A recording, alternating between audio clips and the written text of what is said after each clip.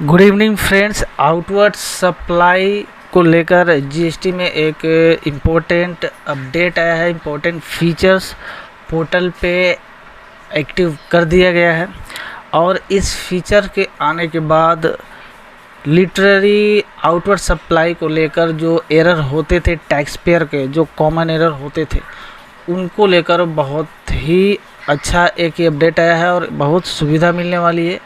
Generally outward supply जब हम GSTR 1 में रिपोर्ट करते हैं उस समय कुछ कॉमन मिस्टेक्स हो जाती हैं। आउटवर्ड सप्लाई रिलेटेड जो हम लोग डिटेल डालते हैं, इनवॉइस डिटेल हो गया, आपका कस्टमर का GST हो गया, प्लेस ऑफ सप्लाईज हो गया, ये सारी चीज़ें या वैल्यूएशन में कम बेसी हो जाता है। तो अगर ऐसे एरर्स होते हैं तो अब जुलाई 2024 ऑनवर्ड्स, यानी कि इस महीने का जब GSTR 1 आप भरेंगे तो इस महीने से पोर्टल पे एक बहुत ही अच्छा मोस्ट अवेटेड फीचर एक्टिव कर दिया गया है और यह फीचर जो है बहुत ही एक सुविधाजनक फीचर टैक्स पेयर को होने वाला है। डिटेल में जानेंगे इस फीचर के बारे में और ये क्या अपडेट है। वीडियो को अंत तक आपको देखना पड़ेगा, उसके लिए लाइक से जरूर कर दिया। कहीं से भी अच्छी लगे तो चैनल को सब्सक्राइब करके ऑल पर सेट कीजिएगा। कोई भी क्वेश्चन रहे तो आप कमेंट बॉक्स में पूछ सकते हैं।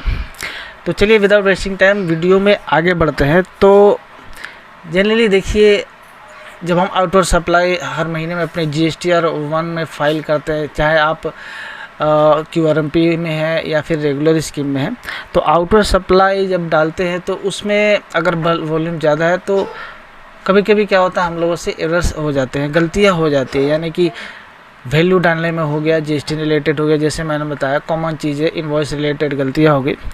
तो अभी तक क्या होता था कि आउटर सप्लाई जब हम डालते हैं तो उसके बाद जब हम लोग फाइल कर देते हैं, once we file GSTR 1 on the portal, तो उसको एडिट नहीं कर सकते थे उस पर्टिकुलर पीरियड के लिए।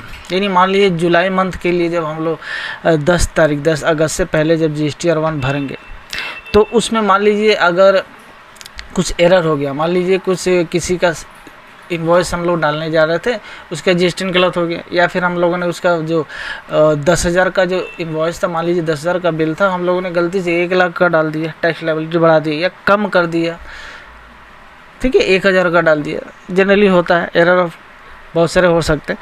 तो उसके बाद फाइल जब हो जाता है तब जब हमको पता चलता है तो हम उस महीने के लिए, पर्टिकुलरली जुलाई के जब भर रहे हैं तो जुलाई महीने के लिए कुछ नहीं कर पाते हैं, उसको एडिट करना पॉसिबल नहीं था अभी तक। लेकिन इसी प्रॉब्लम का सलूशन को लेकर अब पोर्टल पे GST ने एक नया रिटर्न, एक नया फॉर्म एक्टिव कर दिया गया है। एक अच्छा फीचर है ये।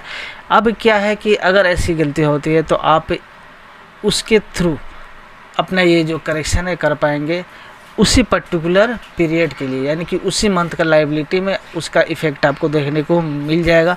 आपको भी पता होगा कि जैसे कि एक नया रिटर्न आया था R1A, यानी कि GSTR 1A, अब ये जुलाई मंथ से एक्टिव कर दिया गया है। क्या है R1 यानी GSTR 1A क्या है, इसका डिटेल क्या है, किसको भरना है, कंपलसरी है या ऑप्शनल है, क्या क्या डिटेल लगती है और मोस्ट इम्पोर्टेंटली हम लोग पोर्टल पे कैसे फाइल करेंगे। तो इस वीडियो में हम लोग सारा कुछ डिटेल में सीखेंगे, बताने वाला इस वीडियो में कि कैसे आप उसे R1A को फाइल करेंगे, किस सिचुएशन में। तो फॉर द टाइम बीइंग, जैसा कि आप स्क्रीन पे देख पा रहे हैं कि आपको पोर्टल पे जैसे लॉगिन करिएगा तो एक यहाँ पे मैसेज देखने को मिल जा रहा है इससे रिलेटेड डिटेल मैनुअल को लेकर और FAQs on filing of GSTR 1A। GSTR 1 हम लोग कैसे 1A फाइल करेंगे उसके लेकर एक यहाँ पे इम्पोर्टेंट मैनुअल आ गया है।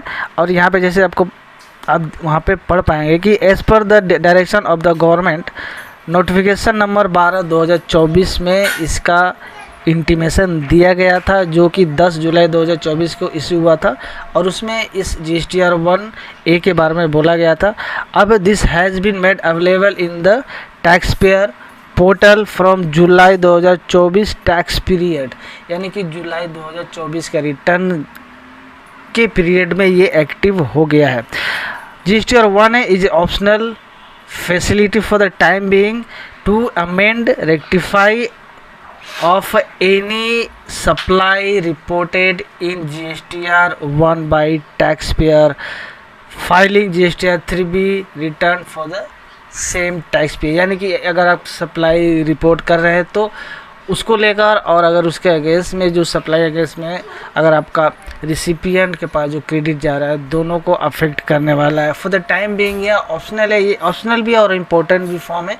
ये कंपलसरी नहीं है, ये ऑप्शनल बोला जा रहा है। लेकिन अगर आपके पास, अगर आप GSTR 1 भरते समय कोई एरर कर दिए तो आपके लिए ये कंपलसरी हो जाता है, क्योंकि आप चाहेंगे कि उसका रेक्टिफिकेशन करके आप उसी मंथ में उसका लायबिलिटी डिस्चार्ज करें रेक्टिफाइड फिगर के साथ।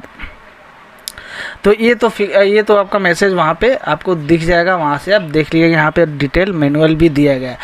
तो अब इसको लेकर कैसे हम लोग पोर्टल पे एक्टिव करेंगे, कुछ चीज़ें ध्यान देने वाली बात है कि GSTR 1 जो है, 1A जो है, ये आपको एक्टिव पोर्टल पे मंथ के लिए तभी होगा जब आप GSTR 1 फाइल कर देते हैं। यानी कि GSTR 1 फाइल करने का डेट या फिर GSTR 1 का due date, whichever is later, उसके बाद ये एक्टिव होगा आपके लॉगिंग में। अगर अभी आप लॉगिन करके देखेंगे तो आपका ये GSTR 1 है, एक्टिव नहीं दिखेगा, वहाँ पे टैब नहीं दिखेगा। लेकिन once you file your GSTR 1 for July, उसके बाद आपके पोर्टल पे, आपके लॉगिंग पे आपका ये GSTR 1A का टैब एक्टिव हो जाएगा।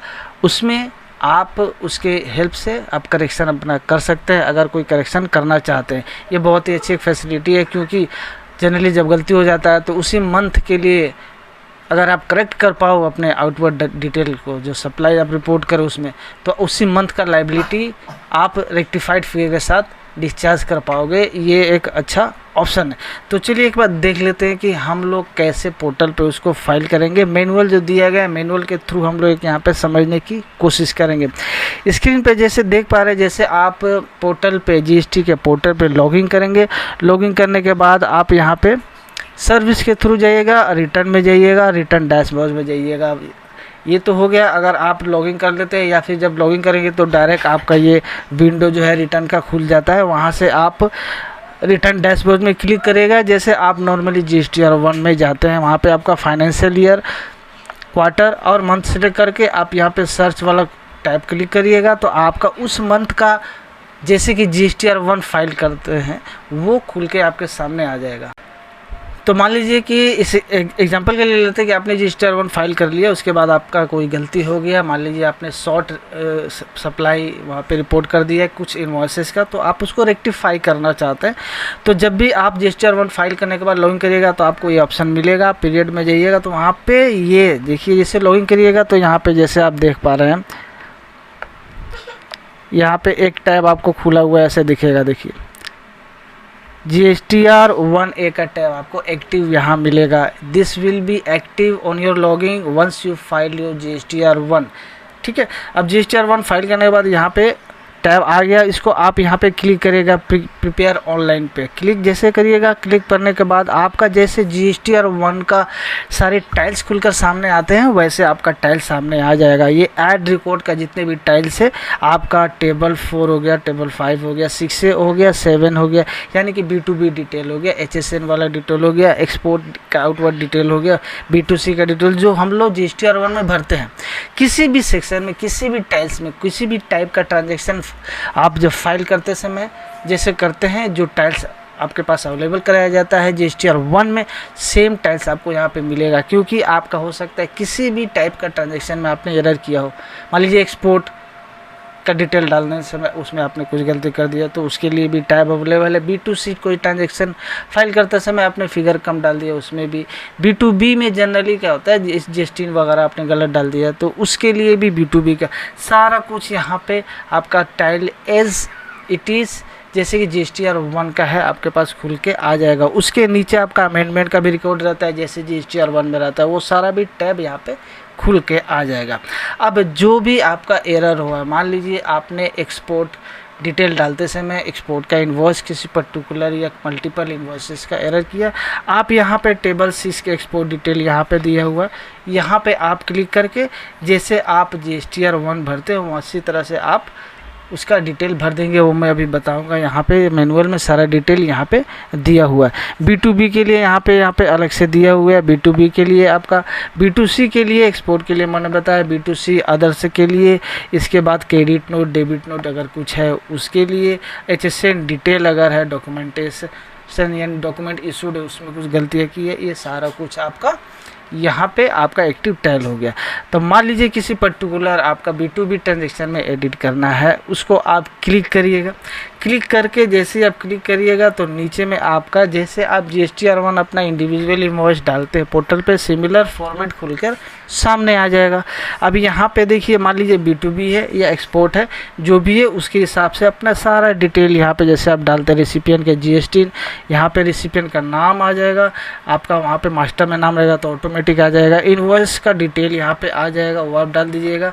इनवॉइस का वैल्यू आ जाएगा, प्लेस ऑफ सप्लाई है, इंटर स्टेट सप्लाई है कि local supply, inter state supply है, वो भी आ जाएगा। किस रेट का है वो भी यहाँ पे आ जाएगा, वहाँ पे आप उसका डिटेल डाल दीजिए। तो जैसे आप डालते हैं GSTR1 में, सिमिलरली डाल दिएगा, this would be your corrected detail. मान लीजिए गलत जो आपने भरा है GSTR1 में, अब जो करेक्टेड फिगर है, GST बदलना है, GST फिगर सही करना है, वो जो कुछ भी सही वाला डाटा है वो यहाँ पे आप डालिएगा। Once you fill this table, this particular table, उसके बाद आप इसको सेव कर दिएगा। जैसे यहाँ पे सेव हम लोग GSTR1 का डेटा करते हैं, जैसे सेव करेंगे आपका अगला स्क्रीन जैसे यहाँ पे दिखेगा, आपका यहाँ पे एक डाटा ऐड हो गया। जैसे यहाँ पे देखिए एक डाटा ऑलरेडी ऐड हो गया। नंबर ऑफ प्रोसेस्ड इनवॉइस यहाँ पे दिखा देगा, प्रोसेस्ड है कि अंडर प्रोसेस है वहाँ पे दिखता रहता है। तो प्रोसेस डाटा यहाँ पे दिखा दिया, आपने एक डाला है। सिमिलरली आप यहाँ पे प्लस का साइन है, प्लस का साइन पे ऐड करके आप मल्टीपल डिटेल्स अगर डाल सकते हैं, जो भी डिटेल्स आपका करेक्ट करना है वो सारा डिटेल डाल देते हैं। सारा डिटेल डालने के बाद, सारे टाइप्स ऑफ ट्रांजेक्शन में जिसमें आप कर रहे हैं डालने के बाद, ये फॉर्म आपका सारा कुछ यहाँ पे भर के कंप्लीट हो जाएगा।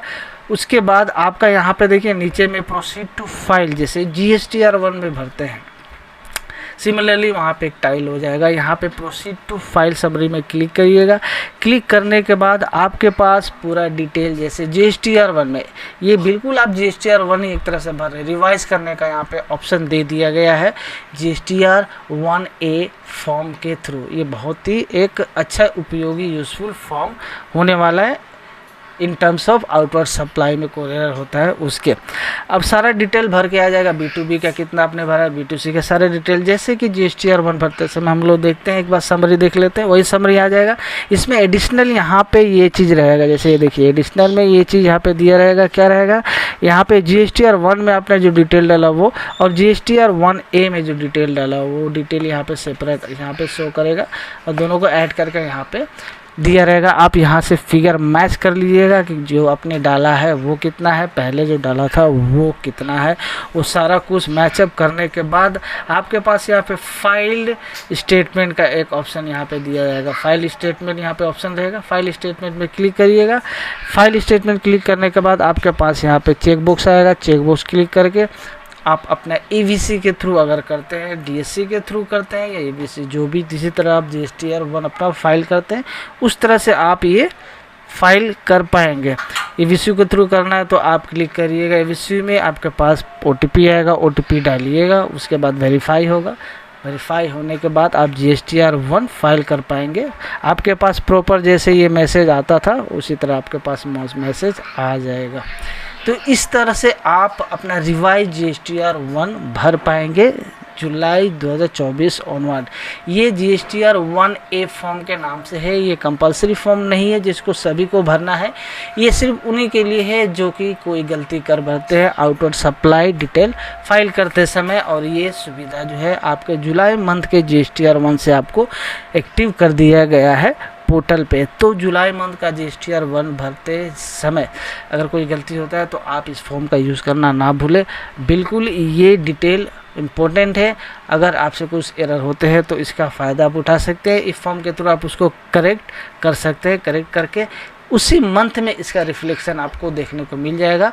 तो जब आप GSTR3 भी भरना जाएंगे जुलाई मंथ का तो आपको वो एडजस्टेड, वो करेक्टेड फिगर मिलेगा, करेक्टेड लायबिलिटी आपको वहाँ देखने को मिलेगा। उस हिसाब से अपना करेक्ट GSTR3 भी भर सकते हैं।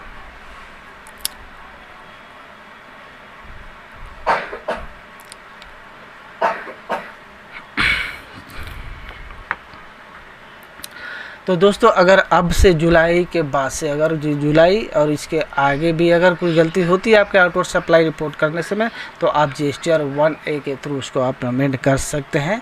उसी मंथ में आपका उसका रिफ्लेक्शन देखने को मिल जाएगा GSTR 3B में। तो ये एक प्रोसेस था, ये पूरा मैनुअल दिया हुआ पोर्टल पे, वहाँ पे भी जाकर आप देख सकते हैं। और इस स्टेप में सिमिलर स्टेप है GSTR 1 जैसे भरते उसी तरह से। आई होप आपको ये फॉर्म GSTR 1A भरने का प्रोसेस समझ में आ गया होगा, कब इसको भरना है वो समझ में आ गया होगा, और ये किस तरह आप यूज़ करेंगे फ्यूचर में वो भी आपको अच्छी तरह समझ में आ गया होगा। कोई क्वेश्चन है इसके बावजूद भी आप कमेंट में ज़रूर पूछ सकते हैं। लाइक से जरूर करिएगा, वीडियो अच्छी लगे कैसे भी ऐसी वीडियो देखने के लिए चैनल को सब्सक्राइब कर कॉल पर सेट कर लीजिएगा, ताकि रेगुलर वीडियो जब भी अपलोड हो आपके पास इंटीमेशन पहुँचती रहे। मिलते हैं नेक्स्ट ऐसे ही वीडियो में, तब तक के लिए थैंक्स फॉर वॉचिंग।